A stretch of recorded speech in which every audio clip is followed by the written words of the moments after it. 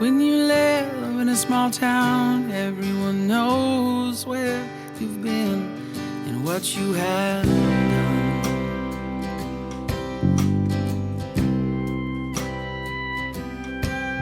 I've been trying to leave this old town since I... Welcome back. Thanks for joining us. I'm Zeta. And I'm Kelly, and you're listening to Two Sides and the Truth. Okay, so we're back with an update for our Eclipse weekend. And we got to tell you something. Al, as we've discussed in the last 2 episodes, I think, decided that he was going to move the studio and he didn't know where. And he moved it to the corner where it was when we didn't have an air conditioner. So you're going to hear brunch at Big Al's down the hatch. Yep. Nice little ambiance going on again. We thought we'd get here early and we would miss this, but they're popping. You can't be upset that he's doing well. Yeah, really. I mean, and I've heard from a couple of people that they don't mind the bar ambiance. So, I mean, as long as we're not doing it during karaoke hour, I think we'll be okay. That's true. Yeah, depending on who's singing. That's true. What if you just got up and sang? We're gonna take a break and y'all can listen in. Yeah, it's Kelly's turn. Kelly, your turn. And since we're having a mimosa bar, I decided I was going to have a mimosa, and it's healthy. Yes, because she thinks that it's healthy because she has a raspberry in her mimosa. Yep, I'm getting in my fruits. 2 raspberries. Oh, man, calm down. I know.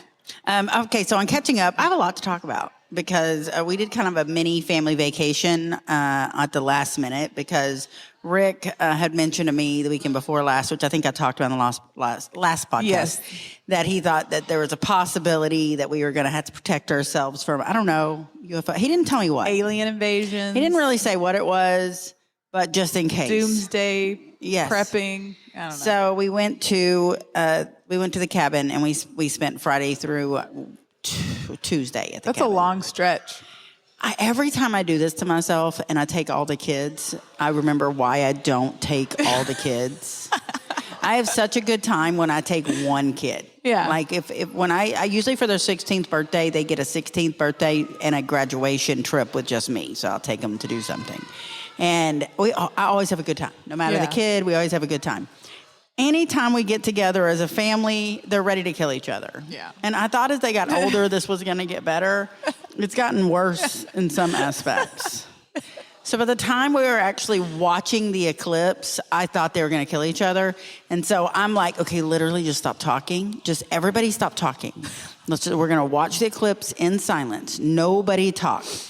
And then Zoel's like, why are you always singling me out? I'm like, no one talk. I don't want to talk either. I want no one to talk.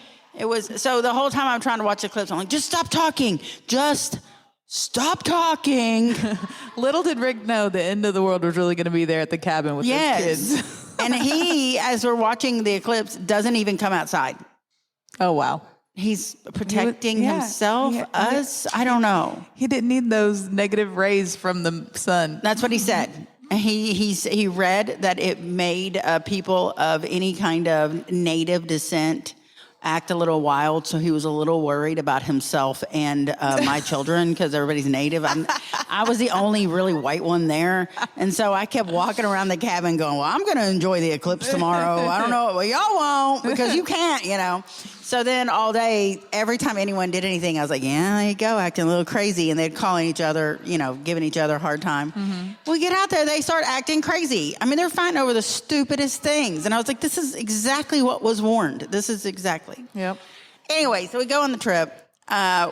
We have new neighbors. I think I've mentioned it before, but on the property, the property over used to be our family property as well, and it's been sold off, and it's an old house, and they've built a second house next to it.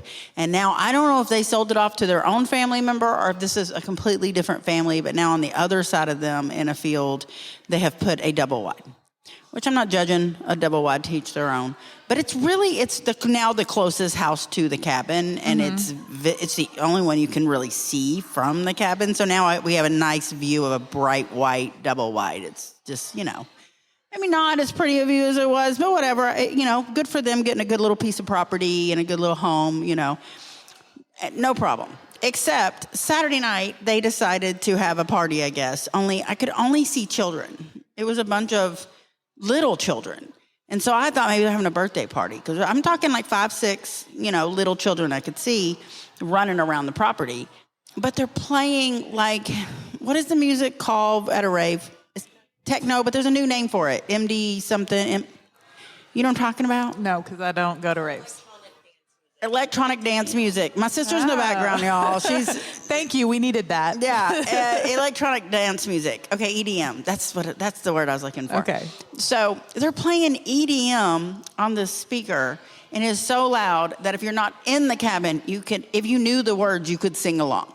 Like, it is so loud. At first, they had Post Malone, and I was a little annoyed because I could hear everything. But I was like, well, at least it's Post Malone. I like Post Malone, But then it was like the EDM, and I'm like, what? This is so weird. This is a weird place for this. And so loud for like 3 hours. And I was like, I hope this is not like everyday behavior. Like, maybe this is because of the eclipse. No. I don't know, but they have these little bitty kids running around listening to this music. How much louder is it on their actual property? If it's that loud on our property so far away, I know I'm an old lady, but you go out there to relax. They were trying to drown out those kids. As many times as we've been there, how many times have you heard anyone else? I've never heard anyone else. I haven't either. And so I was like, that's crazy. But then you could also hear all the campers and everybody, because we were right in the, line of the eclipse. So the people around had rented out. So there was a ton of traffic on the road. Oh, really? And you could hear people like laughing and talking, which is great. I'm glad everybody was having a good time. But you could hear people, which is weird. It was just a totally different vibe, huh? Oh, my gosh. And then when the eclipse actually happened, everybody started hooping and hollering. Yeah. And there was all this noise in the middle of nowhere from people I couldn't see, except the house with the EDM started playing Total Eclipse of the Heart. So we had a sound. I had to laugh. And Zoe's like, at this point, I kind of want to go over there. I kind of feel like they sound like a fun time. I was like, I don't know. I wish they'd play country. I don't know. Or just something I could sing along to, but the EDM, not so much.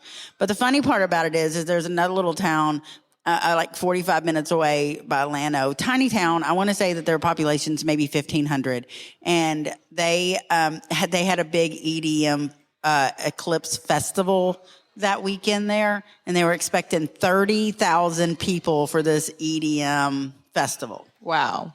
And it was like a 3-day festival, and there were RVs and campsites and all this good stuff. And so my family's all from the hill country. So my family is all on these local pages for all these little towns because they live out there. And they my sister's not, she refuses to be on the podcast. I want to ask her questions.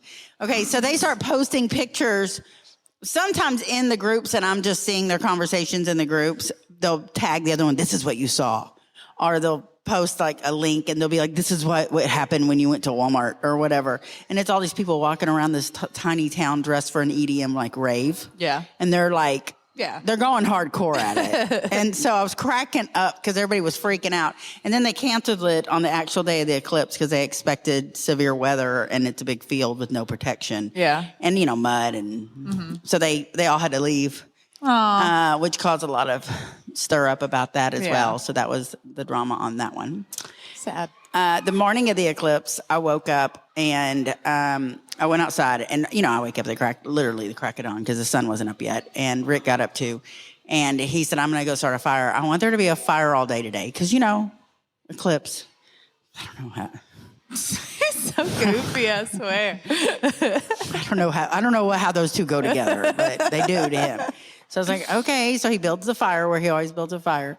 And all day long we had to feed the fire to make sure he had fire. But it was really nice. We got up in the morning, we made coffee, nobody else is awake. We go sit by the fire, and and it overlooks the river, and it's beautiful. The sun's coming up.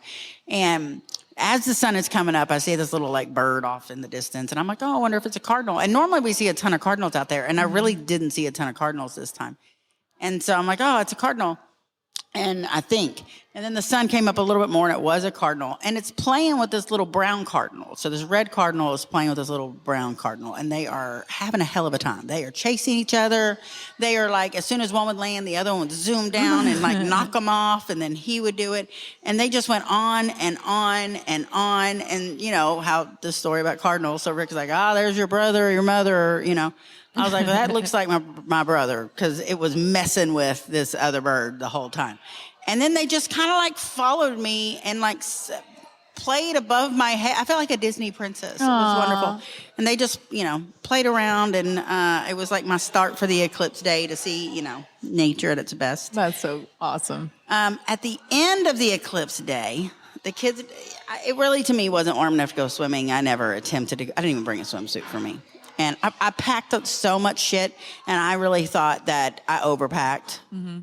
I came home with nothing because nobody else packed enough. And I was handing out T-shirts to all 3 of my children that got there the same day I did.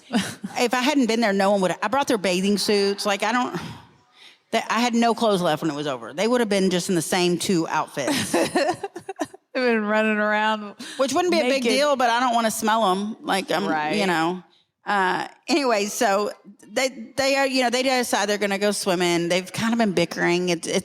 We got there on Friday, so we're at the tail end of the trip. People have had enough of each other. So Zoe decides that she's going to go down to the river, and she's going to just like lay out and maybe sit in the water. And so I was like, okay, well, I'm going to start dinner. She's down there like 30 minutes, give or take. And the phone rings. And she says, Mom, can you send me a pinpoint to the cabin? I said, why? She was like, well, Zane left the paddleboard down here. So I decided to lay on the paddleboard and float for a minute, and I fell asleep, and the current took her down the Colorado River with her phone. So I was like, where was your phone? It was laying next to me. I didn't mean to fall asleep. I was laying out. Yeah. And I was like, well, just... She done drifted off. Yes, and we didn't have the best connection. And so I said, well, just swim towards the current. It floated you away, so to swim towards it. It comes back to those rocks. Yeah. I said, and then it's got you, once you get to the rocks, you know where you are. She was like, okay, but, we really couldn't hear each other. So I immediately turned to Zane, and I'm like, go get your sister. Go get the kayak. And he had just dragged the kayak up from the river, which is a haul. Yeah, it is. And so he was like, okay. So he goes down there to get her. He's gone like an hour. He's gone forever. I can't understand. Maybe probably an hour and 20 minutes. And I'm like, where? Dinner's ready. Mm-hmm. I'm like, where? And I'm outside, like yelling their name, like thinking they got to be getting close. And I'm starting to think I'm going to have to send Rick after both of them. And I'm starting to get worried. I'm calling Zoe's phone. It's going straight to voicemail. I knew Zane didn't take his phone. I'm like, oh, these idiots, So here they coming up the hill from the water. And, you can always tell when they're not getting along. And so he is way ahead of her, and he is not happy. And he comes back, and he was like, she is mad at me for coming to get her. And so she said, I would have done it myself. I would have made it myself. And she said, and he goes, really? Because you were going down current. You were going the opposite. Al is giving me funny faces right now. I can't even listen to your story. I know. And so she was going away from the house down the river. And that's why it took him so long. She didn't hear me because of the phone. And so I don't know. She went the opposite direction. She couldn't put 2 and 2 together on that. And so Zane finally finds her, and he sees her going away from her, and he's yelling, and she can't hear him. And so finally he catches up, and they have to go all the way back up. Now she's way further than she would have been. Mm-hmm. And they're fighting the whole way. And he's mad because he didn't give her permission to use his paddleboard. Like, it's just... Oh, goodness. It's just ridiculous. So that's the wayward... Sibling bonding right there at its finest. Yes. So my only other Sans Sabbath story is I go into the grocery store. I told my sister this story because I go into the grocery store, and it was a little chilly. I thought it was going to be warmer, and I'm running out of clothes because my kids have borrowed all my clothes. So I bought a sundress while I was there. So I have a sundress on, like a to-the-floor sundress, and that's it. It was a little chilly. I wouldn't have minded a little cover on. And we go into the grocery store, and I'm 5'10". I'm a big lady. I'm a stout lady, some might say. A stout lady. Some might say. And I go in, and there's this tiny little lady. And I mean, under 5 foot tall, tiny little lady. And she's probably 95, and she's hunched over, so she's even smaller. And she's got on this sweater, like a thick sweater with a fur collar, like a really big, real fur collar. And she's got full pants on. Like, she's dressed like it is 30 degrees outside. Mm-hmm. I'm dressed like it's 85. And so we see each other in the store a few times, and she made a comment or two, being nice. And then as we're leaving, she was like, "You're not cold?" And I said, "No, ma'am." And she was like, "Well, it's because you're a stout woman." I was like, You were built for times like these. You were built for the harsh environment. You are going to survive. Of 69 degrees outside. And I said, yes, ma'am, some might say that. I don't know. So then I get in the car and I'm laughing about it. And I burst out when she said it. And then I get in the car and I told Zoe, and she was like, and then I died that moment on the spot. R.I.P. She was like, that doesn't upset you? I was like, have you seen me? I'm a stout woman. Like, She was speaking truth, okay? and my mom, I was telling my sister about it, and my mom used to tell me all the time that I was built just like my dad's mom and that she was a stout woman. And my mom was always blown away that she bought her clothes at a big woman's store, and my mom didn't know bigger women's stores existed. Mm-hmm. Now, bigger women's stores back then were really not big women. Like, these were like size 10 women. And so she was like, I didn't even know that was a thing that existed. And when she died, in her wallet was a business card for a plus size women's store in Dallas that was like a fancy plus size women's store. And she was like, I didn't even know those things exist, and da-da-da. And I think I told you this, that I found the card in her wallet at my dad's house. And I was like, this is the card my mom has always told me about it. But I always associate that full conversation about that card with my mom telling me I was stout, just like my grandmother. And then that lady saying it. And I told my sister, I said, is it regional? Is it a San Sabbath thing to call a thick woman stout? I was like, I don't know which one I like better. I mean, that would have really hurt my feelings if I didn't know I was stout. Well, I mean, it's a good thing you have thick skin. Thick everything, apparently. You got stout skin. I got stout skin. I got stout bones. I got that stout skin. Yeah, that's what I told my sister. We have stout bones. All right, that's all my catching up. What you got? Love it. Well, my eclipse was nice, a lot more tranquil than yours sounded, for sure, because I was off, and Dante got off work too. So, and his kids though had to go to school. Frost school was still in. That's so weird. I know, it was. They were not happy about it. They were both saying that they were going to ditch, but he did not let them. I let my kid ditch, or my kid ditch. And so it was nice because it was just me and him at the house together. So, of course, I go outside, I take my chair outside, and I would go out there and I'm sitting out and I'm looking up at the sun because I watched the whole thing. And then he was like, babe, you might want to get you some sunscreen. And I was like, oh, why didn't I think of that? So I went out inside and because I'm just sitting there in the sun, staring at the sun. And then I'm in my chair, so I'm just looking up. And I'm like, oh, my neck's starting to hurt. And I'm still looking up. He comes outside and he goes over and pulls the trampoline around and lays down on the trampoline. And I'm like, why didn't I think of that? That is so smart. Lay on the trampoline. You don't even have to worry about looking up. Your picture, you have to tell everybody about your picture of Dante. Okay, when I say I laughed out loud. I took a video and I was videoing like the different stages, not of the sun, but around, like to see how dark it got. And I at totality, I look over and he's laying on the trampoline. He's in a black shirt, but he has on these white shorts. And he's African-American, so he's blended and right. he's a darker African-American. Yes, so I look over at totality, and if he hadn't had those white shorts on, I would have lost him on that trampoline. I would not have been able to see where he was at. I'm like, baby, smile, I can't see you. She posted a picture of him, but she said the total eclipse of Dante, and it's him before and after the eclipse, and the second one, all you can see are the white shorts. And Dante is just the funniest, sweetest thing. He's just happy to be there. Oh my gosh, it was so funny. That was my favorite part, is him eclipsing. We laughed so hard at it. But then also, he doesn't really get days off, but he got that day off. And he does not play games on his phone. But his son got him started on this game, which is like a sniper game. And so I look over and he's like playing this sniper game where he's like, zooming in and killing and sniping these people. And everyone's like a headshot. Boom, boom, boom. I was like, and so I'm like, I have a video of that I put up too, of further proof that Dante has a double life as a hitman. Because Dante is like my sister. Okay, for those that haven't caught on, my sister is sitting at the table with us but refuses to be on the podcast. So those that don't listen to the podcast normally, we have an ongoing joke that Dante's so perfect, he's got to really be a hitman. Yeah, there's something wrong with him. I think that he must be like a serial killer or something. And I got a comment on there she was like, is it a serial killer or is it a hitman? She's like, probably the same thing. I was like, I think that he's smart enough to get paid for it. So I'm thinking that it's a hitman kind of situation because if he's killing people, he's smart enough to get paid for it. So, yeah, I agree. And that's why the hours are weird. I'm almost convinced now.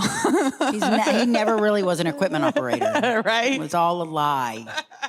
Oh, and he told me, he called me the other day because they've been talking about moving him up to the bigger crane. Right now, he didn't operate the biggest crane that they have. He's like one step down because he prefers those hours. Because the bigger cranes, they get sent off. They have to travel. They have to do nights because they set highway beams and stuff like that.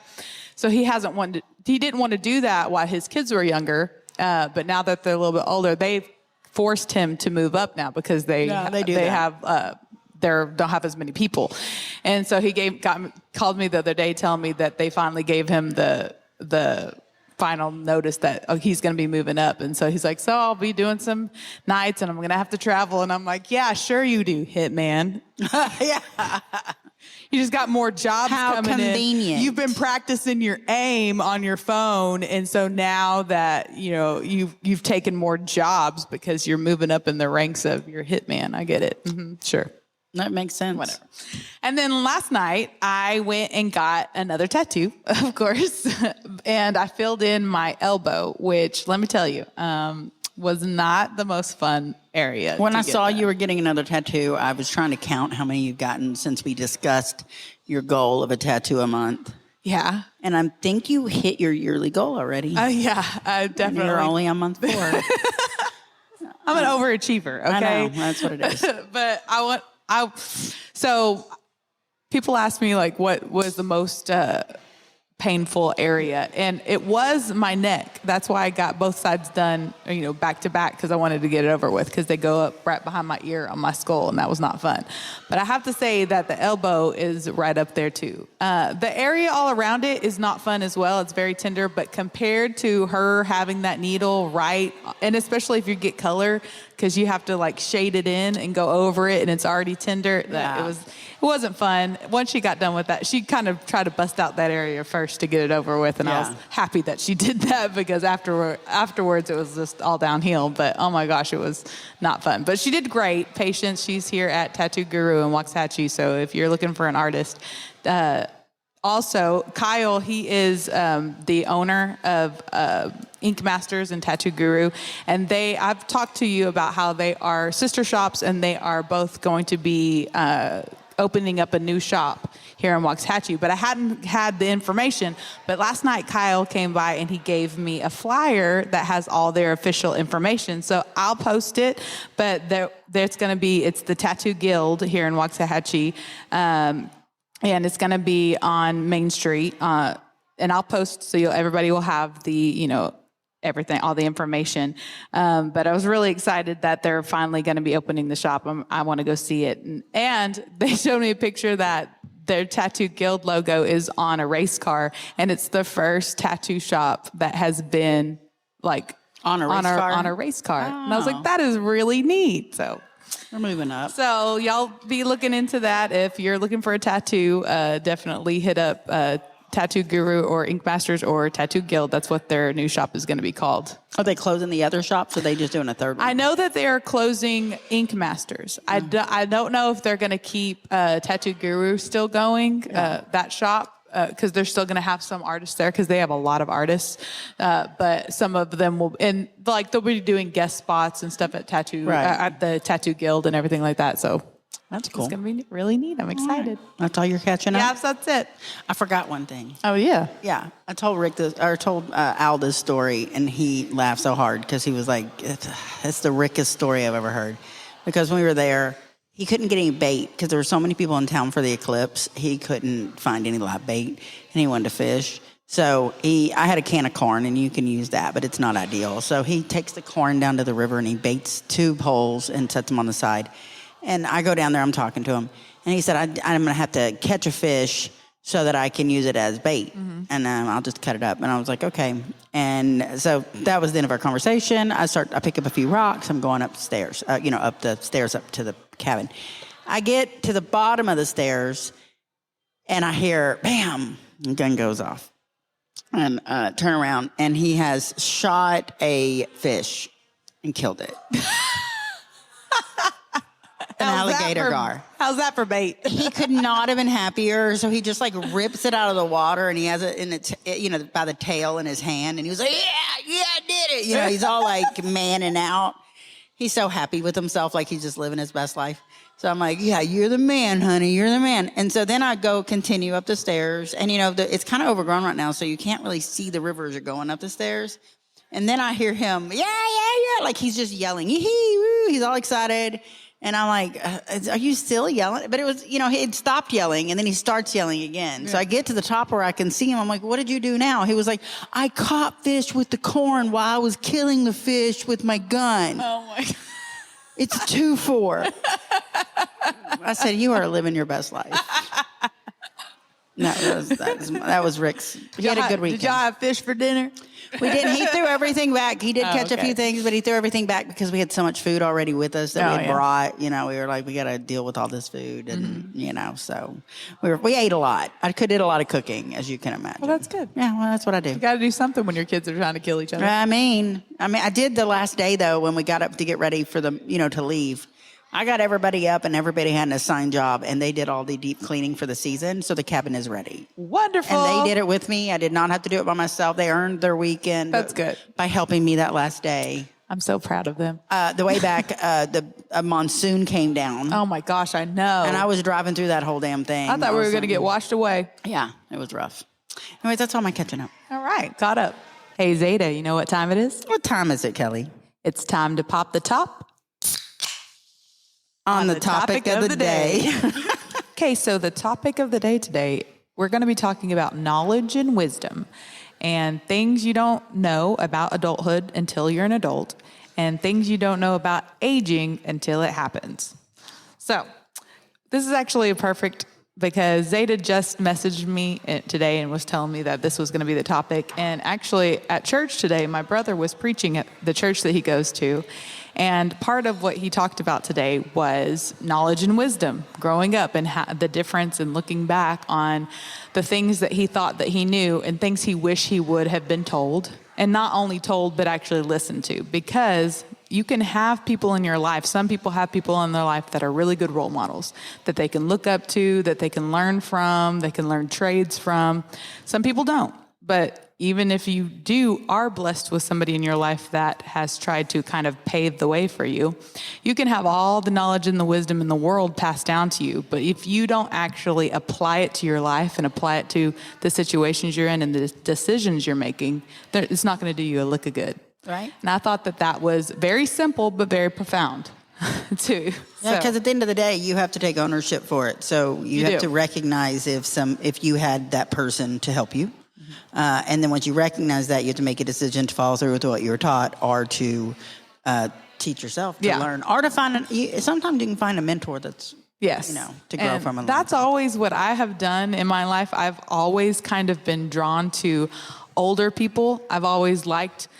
I've had older friends, and it's because I like to listen. I like to learn from other people's experiences and things that they've gone to. I like to hear them talk. I like to hear the wisdom that they get just from being on this world longer than I have been. Yeah. So they have experienced some things similar and some things that I haven't thought about. And I'd really like getting the perspective of people who are wiser and older than I am. And as you get older, you become the mentor. Yeah. But also, as you get older, your friends that are your age can become mentors and vice versa because you do have time under your belt, but you might have experiences in different parts of life, whether it be religion or children or work related or whatever the case is. Yes, very true. So I think you can definitely mentor someone your same age, especially if you were somebody that had a present parent that taught you. Yeah. And sometimes you have a present parent, but not both. We have a lot of single woman households. Or single male. Single male as well. Mm-hmm. But in general, if you have a single woman one, it is harder for the boys to learn some things that maybe they would have gotten as traditional for a father to pass down. Yeah. And the same for in a home with a single father for maybe a woman to pass down. Mm-hmm. And some of those things are conversations about your body. Yeah. And those are hard conversations to have. Yeah, even if you do have those figures, it's hard to have. Yeah, so. Absolutely. So I think there's different ways of looking at it. So what was your best takeaway from his sermon? Was there, something that... Well, what I thought about is, because now obviously that I'm older and I work with kids, I always think about how I want to try and pour into them, and I want to pass down wisdom and knowledge to them. But in the back of my mind, I'm always thinking, I know what their mindset is right now, because it's the same that mine was. I was like, I got this. I know all the answers. I know how I'm going to handle things. My life's going to be a breeze. I'm not going to make the same mistakes that so-and-so did. Well, maybe I'm going to make all my own mistakes, So, but it was very, I really liked hearing it, and how he talked about, because obviously it was religious based, because he talked about the Bible and talked about how you can how you can read the Bible, and some people can just think of the Bible as a rule book or whatever, but really it is just if you read the Bible and you apply it to your life and you're pouring it into your life, it helps you to get rid of the negative things in your life that you have. Because if you have negativity in your life, or anxiety or depression or anything in your life, and you're trying to get rid of it, you can't just take it out. You have to fill that space with something, or else even more negativity and more hurt and more sorrow is going to fill that void. It's going to fill that place. You have to push out whatever it is that you're trying to get rid of by putting good in. Right. And that is a conscious decision. You have to make that decision. Takes effort. You can't just walk around thinking, I don't want to be sad. I don't want to be sad. I don't want to be sad. You have to realize where true joy comes from, and pour that into your life. And that's what gets rid of the sadness, not just deciding that you're not going to be sad. That's a great takeaway. Yeah. So it was That is really such good. a good takeaway. He did such a good job. I was like, man, I have an awesome brother. That's pretty profound. And I think that comes with, because when we met up yesterday and we were talking about, hey, we need to come up with some topics. Yeah. I said, I'm going to go home now. I'm going to write some stuff down. I'm going to think about it real hard. And I did. And that was kind of what came to me, because I thought I had a few things over the last few days happen, really last 2 weeks, where I was like, this is not what I thought life was going to be like. And not even necessarily in bad ways. Mm-hmm. Just, this is not what I thought where I would be in this situation. Mm-hmm. And it might be something simple, but it might be something that's important. And I had seen this TikTok of this girl recently, and she was talking about, she was in her 30s, and she was like, as you grow and you mature, there's things that you realize are important to you. Mm-hmm. And she was like, and when I was, you see all these people now that are like, oh, it was so much better back in our day. It was so much better back in our day. It was so much, you know what? You'd like it better back then. If you had lived it, it's better back then. Yeah. She was like, was it? And was it better? And she was like, so there's a lot of things that don't apply to me that applied to my mom, that to her, she would give me advice to, and she would give me knowledge, she would spread her knowledge on me. Mm-hmm. And it doesn't apply to my life. Yeah, the playing field has changed so dramatically that I feel that some of the wisdom that I have would not work in the situations that people are in now. Exactly. And she said, and what her takeaway from it is that her mom gave her knowledge accidentally that's more useful to her than the knowledge that she was purposely trying to give her. So the example that she gave was she had two brothers and her. And she grew up in the 80s and 90s. She was born in the 80s. And she was like, and this is so true, and I've never really thought about this, but that was a huge change in the social aspects of the family in the 80s in particular, because all these women started going to work. Yeah. And they weren't just going to work at a daycare center. They were taking on man roles and careers. Yeah. And as they did this, they were, when you're not normally in a space like that, when normally women aren't in that space, and the first, few women join this space, then you are like proving to everybody for all women. Yeah. So you're not just proving I'm good. You're proving, hey, more women deserve to be in this space. Yeah. And so she was like, so my mom was in a weird position as a woman in the 90s that she had to go to work, because it had become a thing where women were proud to go to work, and you weren't really successful if you weren't going to work. Yeah. But on top of that, two income families were becoming necessary, you know? Yeah. And she was like, so my mom really needed to work to help our household. So she was bringing in half the income. She was contributing half the bills. She was pulling 100% of the household weight. Yeah. She was like, so she thought she was like proving to me you can have it all. But what she was really teaching me was, what can I get rid of? Husband, children. I do not want to clean up after a family every day after I work, and I have to work. I'll tell you what. And so she was like, so now she was like, my brothers and I are all in the same age group, and you know, we're just a few years apart, and we're in the same dating pool of where this is your point in life where you start looking for a life partner. Yeah. And she was like, so at this point, my brothers, they want someone like my mom.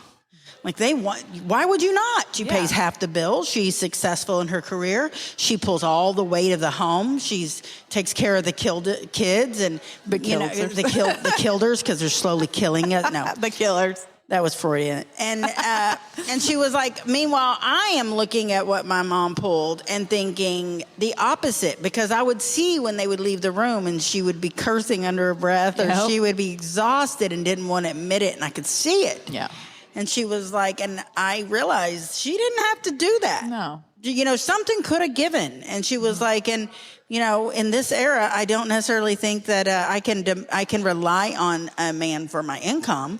So my career's where I'm going to focus. Yeah. And she was like, so I learned from her, but not what she was trying to teach me. But now she's older and she's so glad I got what I got from it. She doesn't want that for me. Yeah. And so I thought that is very profound. Yeah, it is. That reminds me of that when it kind of clicked in my head that you can be responsible for yourself. And only yourself, if that's what you want. You don't have to get married. You don't have to have kids. You don't have to do that if you don't see that for yourself. And this girl was like your age right now. That's not that doesn't mean that you have made it. That doesn't give you your worth is having kids and multiplying and having a relationship. You don't have to do that. And that was so amazing when that finally clicked in my head. So that's one of the things that I talk to the kids about now, because they'll ask me, you know, are you married, Miss Kelly? Do you have kids or anything like that? I'm like, no. And they're like, don't you want to have kids? Are you going to have kids? No, it's not in the books for me. Why? Well, because I didn't want that. I didn't want to have kids. I love kids, but I wanted to just take care of myself. Right. I wanted to have my things, and I wanted to only worry about me, and I didn't want to have to worry about providing for anybody else. I just wanted to be me, and you can do that if you want to do that. And some of the kids, their reactions are like, what? Yeah. Really? You what?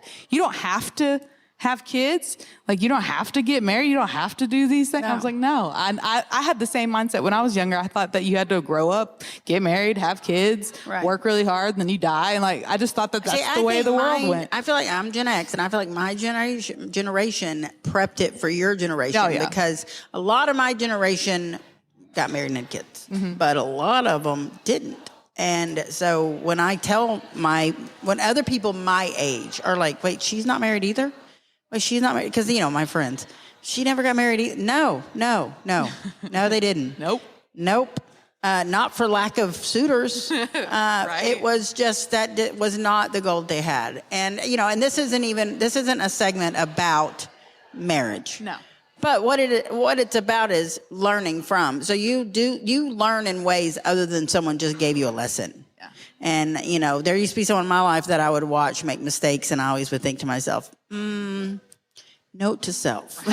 You know, we're not going to do that. That was not the lesson they were trying to teach. Now, reality can hit you in the face, and you realize why a person did what they did. But, you know, there's just different ways to teach, or whatever the case is. And so one of the things that I was thinking about whenever I, you know, started coming, you know, was brainstorming and whatever the case is, I was thinking about things that I did not expect at this age, whatever the case is. So one thing's obviously menopause. It never occurred to me to have that conversation with my mom. Yeah. I guess I even knew she wasn't going to live for a long time. She was sick a long time, but it hadn't affected me yet. It wasn't something I thought was like wasn't up and on your coming radar. too cool. Yes.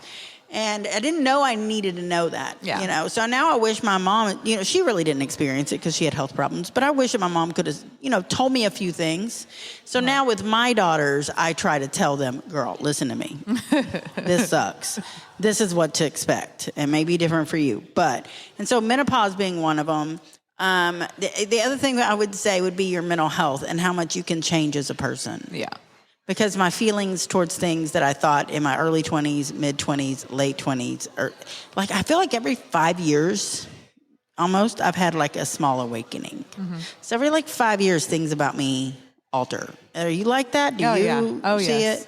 And it's because, but I really feel like it's because I educated myself when it comes to mental health and the way that the brain can, make different connections, and how if you're not exercising certain connections, they can weaken and die off. And so like your brain actually changes based on what you're doing for yourself. Yeah. And so that to me was kind of crazy, but awesome, because you can really mold your way of thinking and mold your emotions based on, what you're doing for yourself and how you're dealing with your mental health. Yeah. And that's pretty awesome. It kind of, because when I was younger, I had not that I was necessarily depressed, but I had so many feelings and I really didn't know how to regulate them, obviously, because I hadn't gotten to that point yet. But I thought in my head, I was like, is this the way it's going to be forever? Because this is too much. Like, I don't know how to deal with all of this.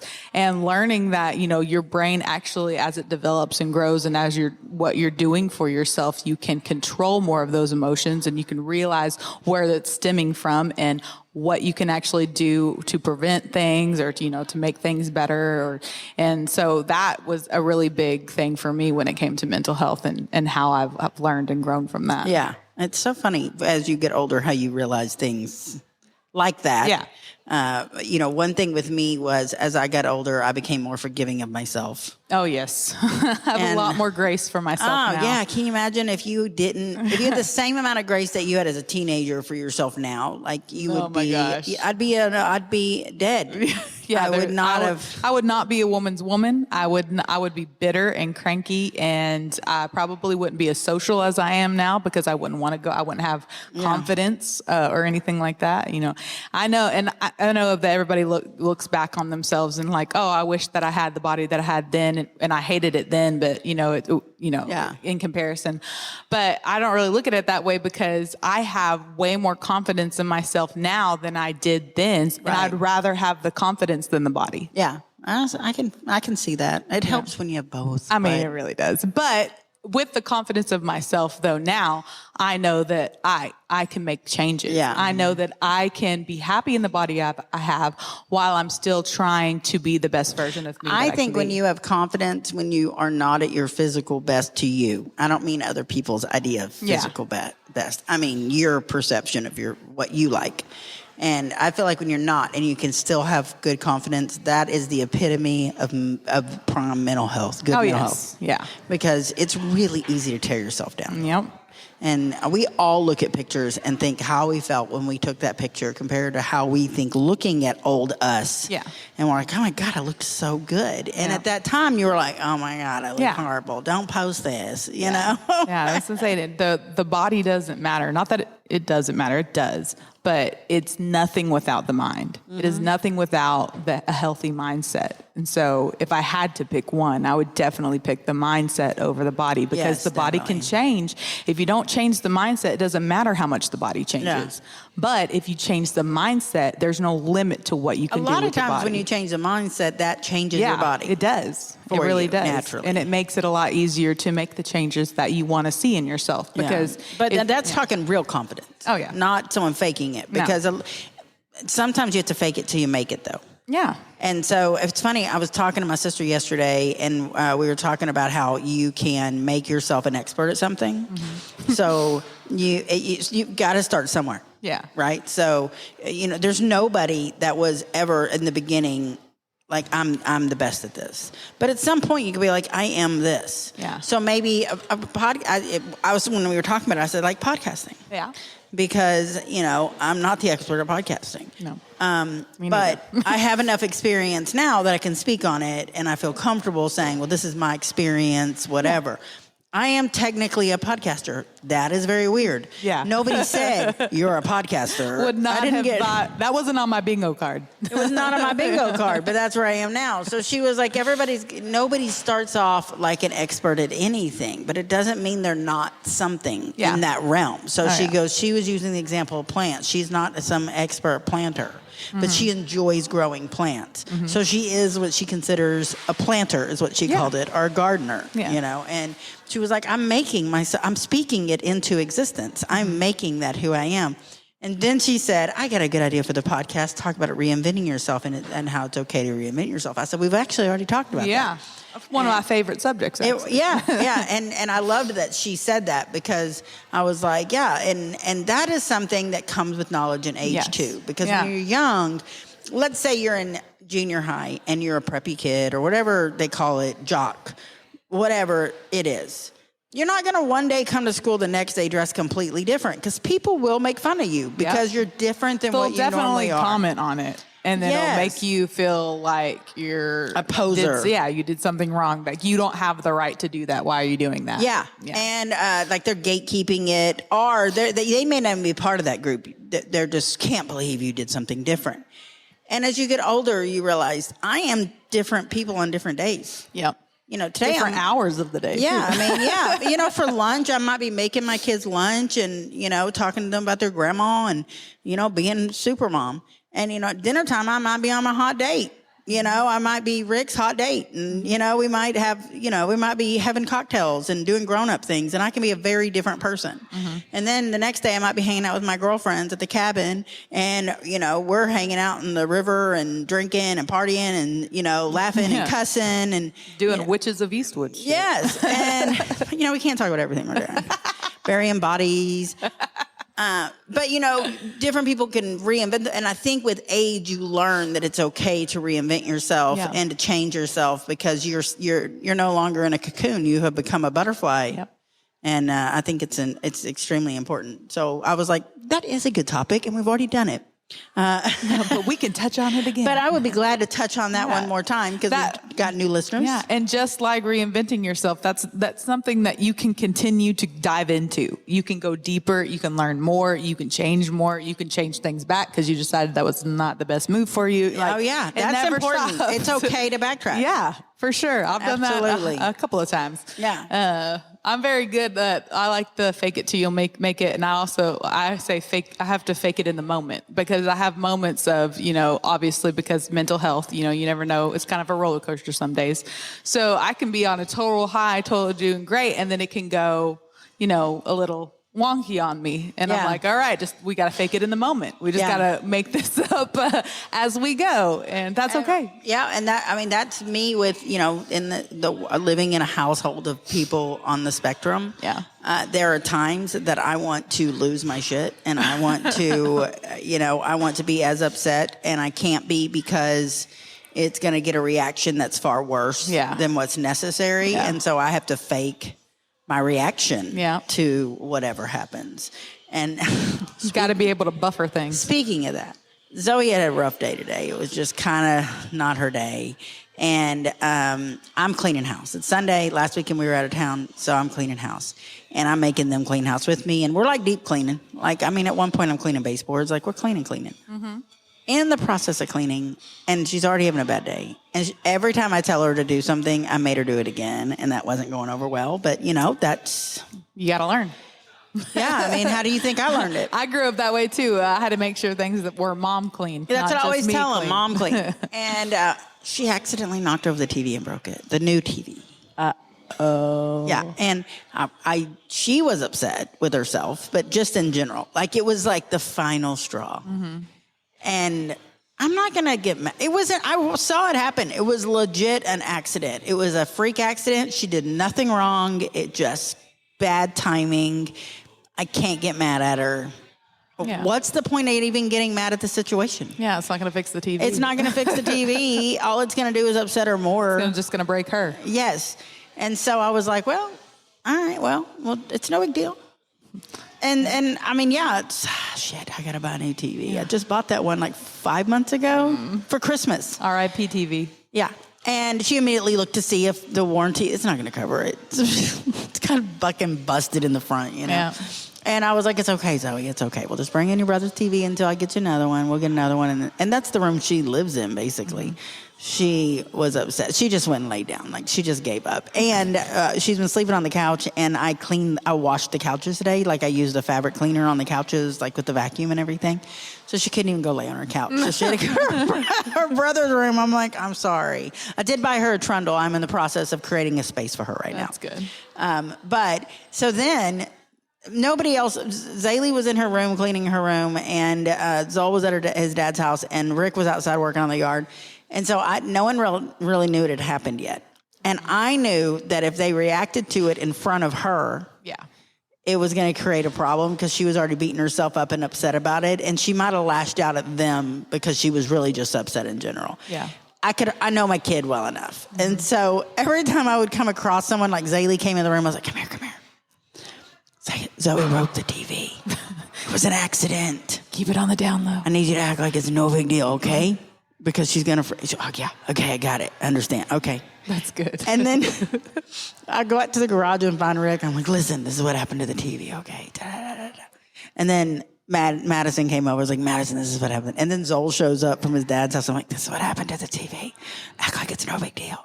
And so everybody just kind of acted like it didn't happen. And Zol, when he got home, Zoe was still asleep. He went and got his TV out of his room and he put it up in the thing and he downloaded everything and just acted like it was no big deal. That is so good. So everybody was supportive.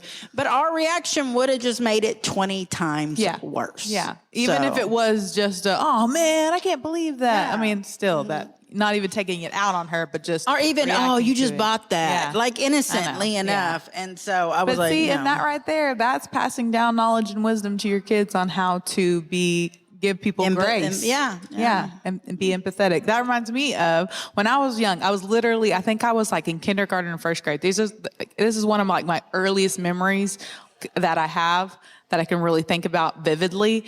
And my mom had given me like $10 to take to school for my lunch, my school lunches, to give to the cafeteria lady to put on my lunch card. And I lost it. And cause she was like, before I left, she was like putting it in a safe place. And I don't even know what I was doing. Probably a kid. Every kid loses it once. Probably a kid being like, look, I got money, whatever I did. But I lost it. I couldn't find it. And I felt horrible. I knew she was going to be disappointed in me. And that was the worst thing. I did not like disappointing my mom. I still don't.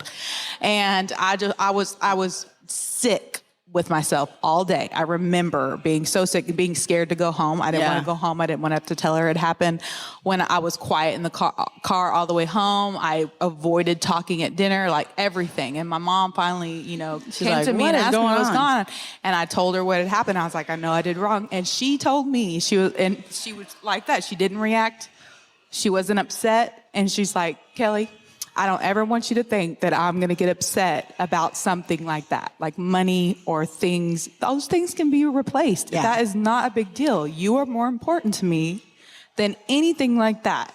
Yes, do we need to make sure that we're more careful with things? Of course. Yeah. I mean, this could be a lesson, but I'm not upset. I'm not disappointed. I'll give you another $10 tomorrow and you can try again. Yeah. And that right there was so profound and so amazing. It changed my whole perspective of your mom, of my mom, and what she expected of me.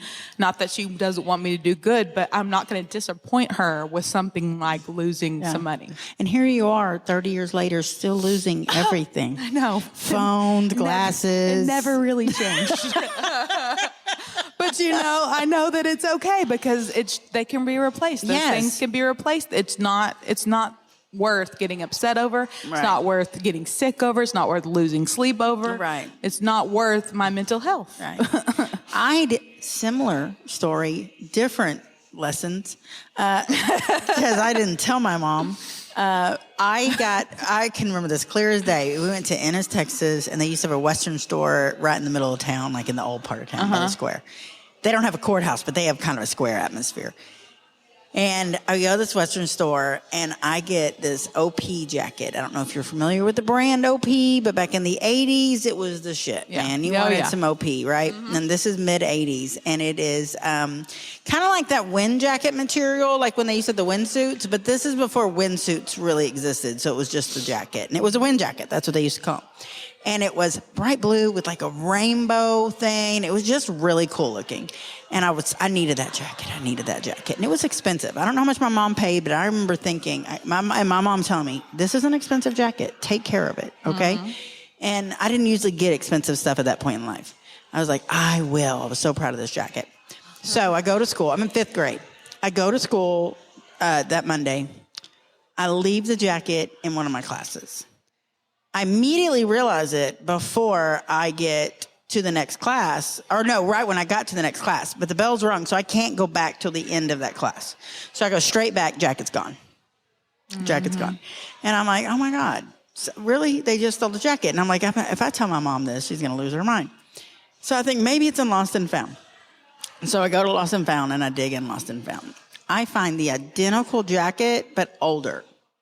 Like somebody else had it before me, and mine had like, it either had zipper or snap on the front, and this one had the opposite. It wasn't exactly like it, and it was kind of beat up. And I was like, somebody traded jackets with me. I feel like that's what happened, you know? They upgraded. I know. So I took the jacket because I needed to cover my ass, and I thought, my mom's not going to know that this isn't the same jacket. But it wasn't the same jacket. It was not as nice. You know, it was worn out, whatever. And I'm going to tell you, I never would wear the jacket. Because it wasn't my jacket. And so I would wear it like when my mom was around, but I was not wearing it to school. But I would go to school and I'd look for my jacket. And I never saw it. I never got the jacket. Oh, man. And I was so embarrassed to my mom wouldn't have cared. Adult me now realizes my mom would have realized someone stole her jacket. Yeah, she can't do anything about that. I mean, I'm a kid. I'm going to occasionally leave a jacket somewhere. And, but yeah, I never even told her. I found a fake jacket. You got to cover But up. what are the chances I'd find the same jacket? It's pretty crazy. And I went to a very small school. So I really was like, some kid was like, ooh, yeah, this is better than the one I had. But I don't know that. I just found the right jacket. That just sounds just, right. in my head, We're going to say that happened. That sounds perfect. In 1986, you couldn't have told me otherwise. I'm going to tell you that right now. Anyway, so another thing on this whole wisdom with age thing, and I don't know if this is really wisdom with age, but I've been watching the last few days the movie Places in the Heart, which was filmed in Waxahachie, and it's a great movie, sad, but great movie, and Academy Award winner for Best Screen Adaptation. How do you say it? Adaptation. Thank you. And it's got all these cool things of Waxahachie and the surrounding area. And the main house was filmed in Rocket, which is where I grew up, and I watched them filming it. And so we would ride our bikes down there and watch them film. So I was really into this movie.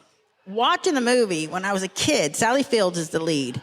To me, Sally Fields was a grown-up. She looked like a mom. She looked like, my mom, honestly. My mom had this... The movie was supposed to be in the Depression era, but she had the same hairstyle my mom had in the 80s. Just a permed, curly hair, wearing up in twists when she was hot outside. Like, we were in Rocket, like literally a mile from where we lived, and she could have been my mom. It was... And so I always thought she looked a lot like my mom, but, like a mom, Well, I'm watching the movie, and I'm like, oh, my God, Sally Field was a baby. She looked so young. She was literally a teenager playing a mom. Well, now I think she probably was in her late 20s. But, late 20s, when you're a kid, is an adult. But when you're 49, is a baby. Yeah, that's a kid. And so I'm watching it now as 49 when it was filmed in Waxahachie in 1986. So I was 8. So I'd ride my bike down at 8 years old and watch them film that movie. So 41 years ago, I was watching them film this movie thinking she looked like a grown-up. And now 41 years later, I'm looking at the movie and I'm like, she was a child. Your perspective just completely changes. Oh, yeah. And the whole movie, as an adult I hadn't watched it since I was a teenager. The whole movie is a completely different movie to me now as an adult. I see so many things I didn't understand back then. I love rewatching old movies that I watched back then and being like, wow. I just watched Seven Brides for Seven Brothers the other day, and that was literally my favorite movie when I was the a original kid. one, like the old school one, and I would watch it almost every day. I loved What it. a random favorite I movie know. for someone in their 30s. I know, but okay. I absolutely loved it, and I haven't seen it in so long. And I rewatched it the other day, and I was like, oh my gosh! I was like, the whole storyline about them like stealing these women. Yes. I was like, why did I think that was so romantic? And why they make it romantic in a movie? They romanticized it. I'm like, they would have been so dead. Like, why? Yeah. Isn't that funny? It's like all those. I watched, what's her name? Molly Ringwald, which was the teen of 80s, the queen of 80s movies, you know, the Brat Pack. And I just was obsessed with her when I was young, and I watched anything she did. And I watched her talking about movies, and she was like, I'm still real proud of the movies.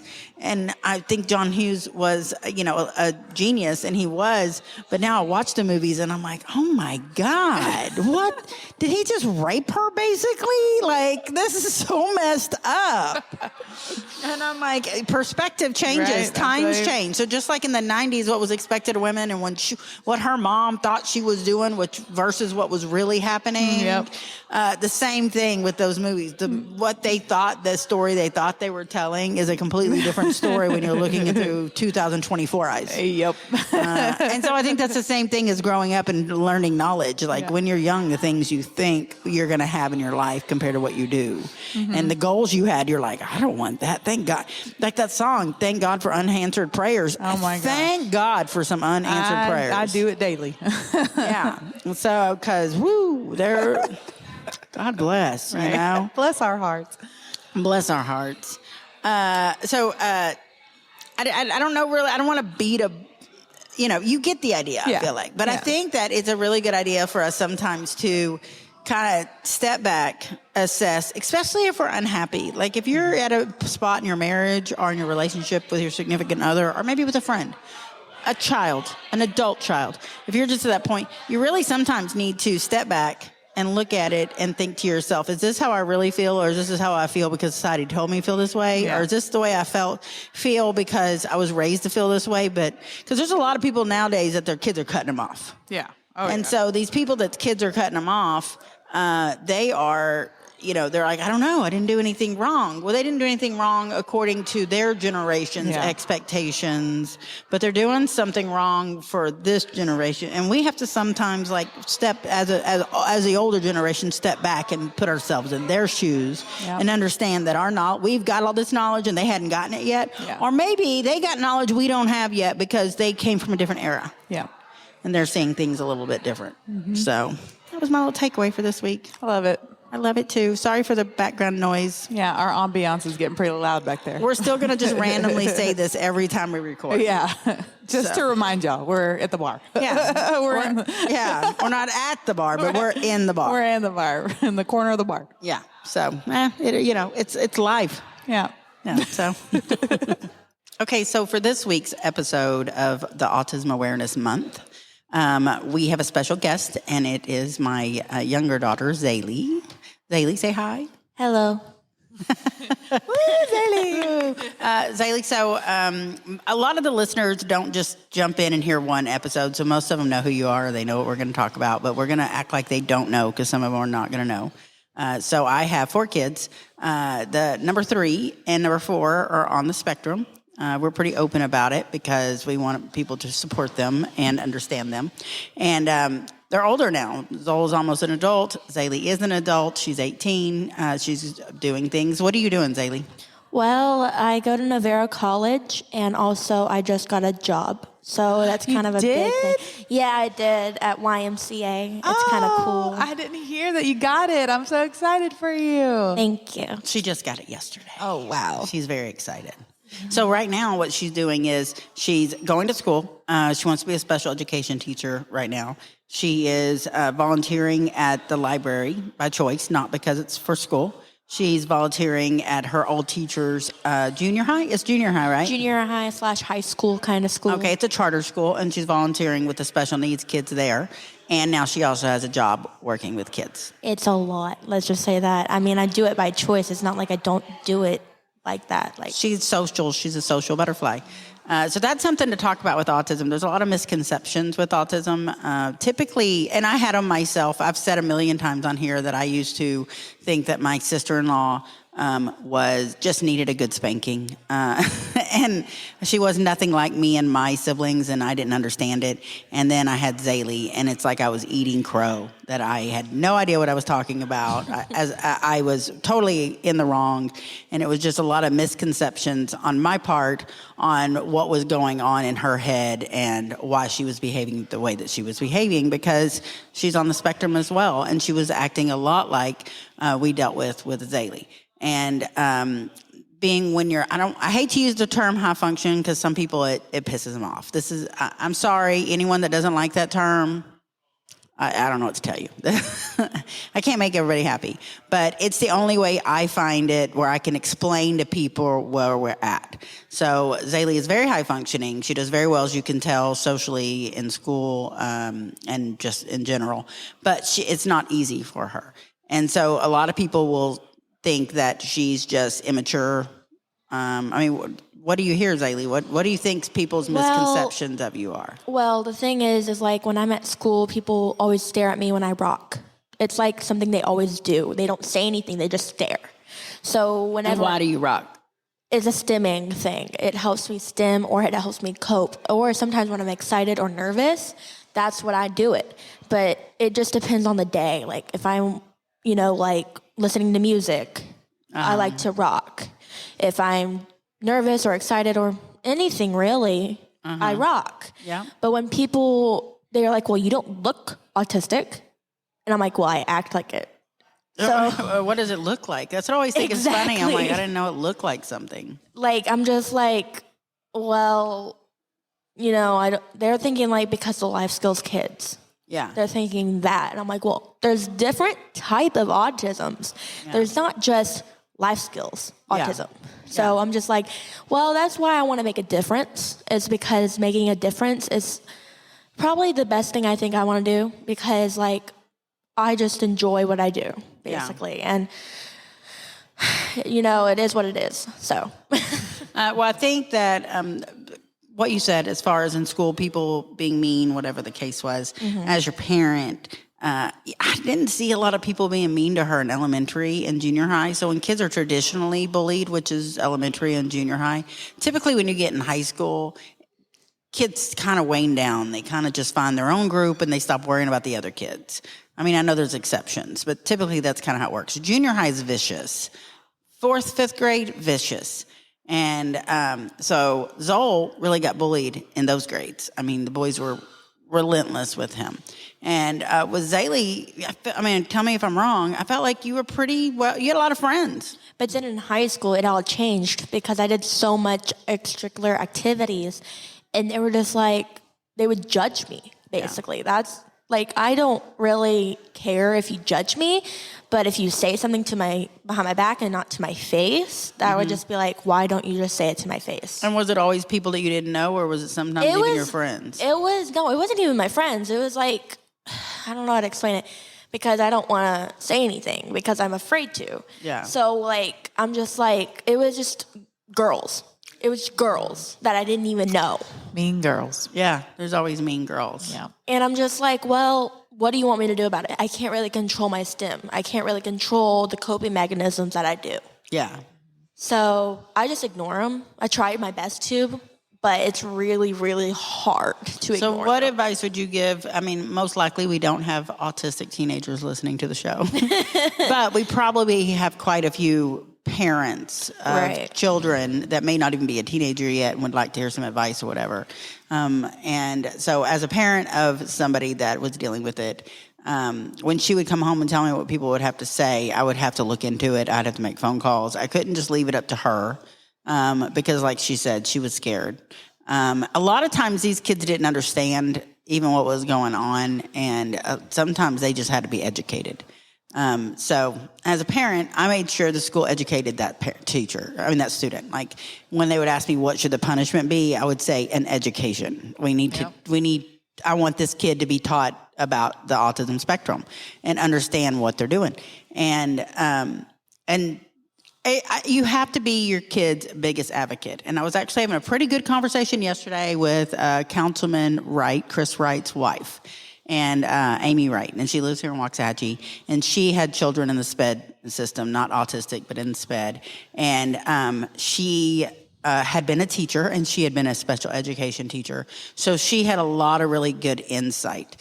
And she said becoming a parent of, even though she was already a teacher and she was already a SPED teacher, becoming a parent of somebody that is a SPED student, you have to be a fighter. You have to fight for your kid. You have to knock on doors. You have to make phone calls. You have to be mean. You have to be rude. When you're in a meeting, you have to hold teachers accountable. And it's really uncomfortable if you're not the type of person that does that. And I was not the type of person to do that until I had Zaylee. Like, it made me a new parent. It made me, I had never gone in a classroom yelling at somebody. But by the time that, there were a few times it required me getting a little bit, mean. Yeah, stand up for myself, I guess, a little sassy. And I think that whenever you have a child that's on the spectrum or a child with any kind of special needs, you have to be their biggest advocate. And if you don't know how to advocate for them and you don't know what questions to ask or what to do, you need to find someone to help you advocate for your kids. So what I did was I started joining groups of people that had other parents in the same local groups. So we could talk, not only could we talk about it, but we could help each other.